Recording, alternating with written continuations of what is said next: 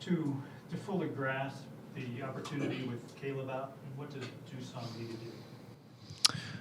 Well, first of all, he has to play without fouling. And against Gonzaga, that's a real concern, and it's a real emphasis.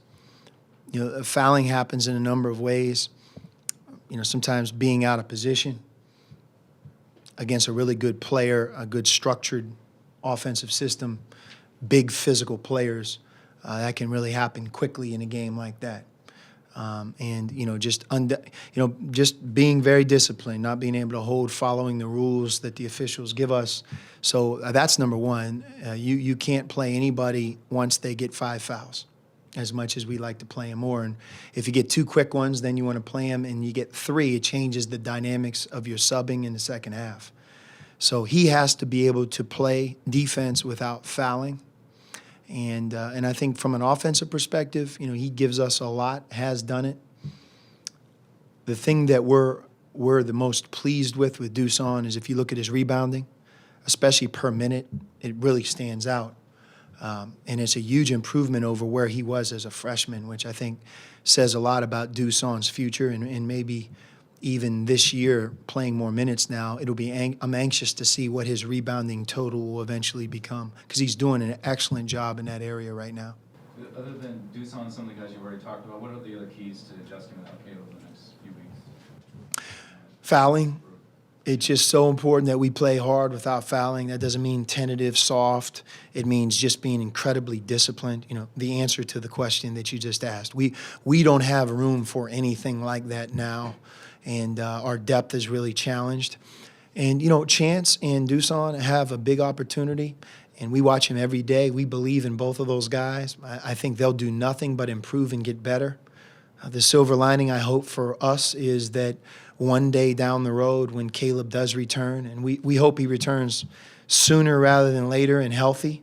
But if that happens, he may return to a team that's more confident, that's actually deeper than it was before he left, and because of this opportunity that some of our guys are given.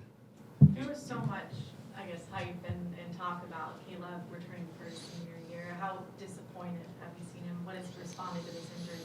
No, I mean, Caleb has been as solid of a rock of a player that I have ever been around. I mean, I think he's missed a total of 3 practices in 3 years. He got hurt in a Michigan game at Michigan during his sophomore year. But other than that, I mean, he's been there every day. It's actually awkward not to have him around.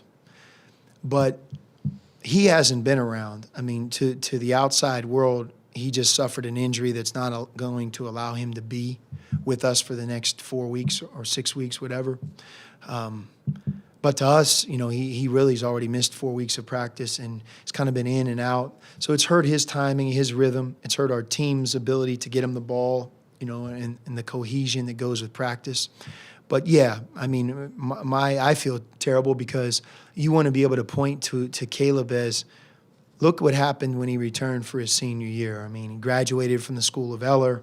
He made an all-conference team, won a medal in the Pan American Games, did this with his team, became the all-time winningest player in school history, is more prepared and ready to leave here to be successful. All those things can still happen, but he's had a unique, challenging fall for sure, and so has our team.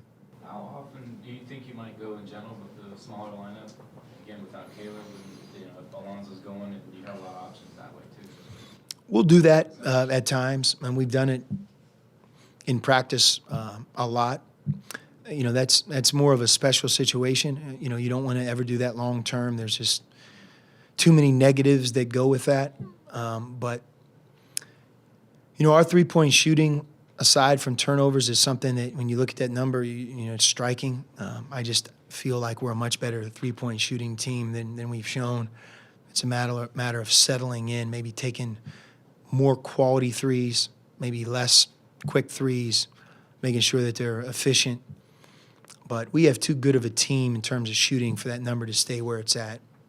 But that's, again, you see those type of numbers when you have more of an inexperienced, unsure of themselves type of team. And that's how it felt in California. We didn't enter that tournament, hey, we've been there and done that. We very much entered it as this is a new experience. And I don't know if any of our guys, maybe other than Gabe, really was sure of themselves.